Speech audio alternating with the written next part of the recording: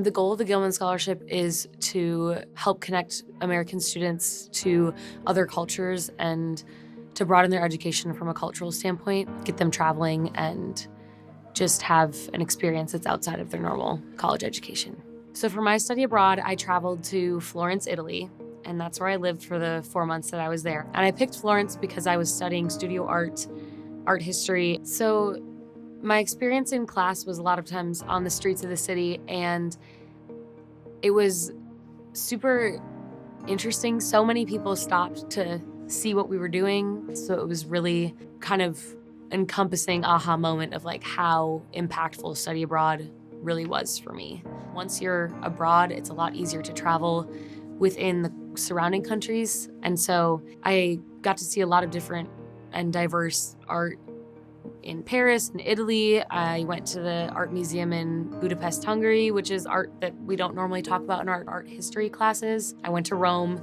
and I went to Barcelona, Spain, which has a whole different subsect and culture of art. So I think like every city I traveled to felt artistic and felt connected to my major and what I was studying and why I was there. At the end of my semester, I went on an artist retreat. I kind of planned it myself. I wasn't ready to leave, and I wasn't ready to stop having those impactful experiences.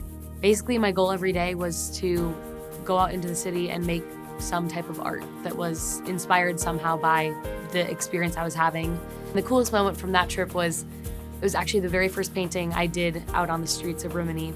And I was about halfway done, and this guy came up to me and he asked if I was selling my artwork. And he said, well, you're painting the building that I live in and I love it. So he paid me on the spot and bought the painting right out of my hands. Without an experience like this, I would not have learned or gained so much confidence in myself. I think I learned that I'm a lot more independent and a lot stronger and a lot more resilient than I previously thought I was.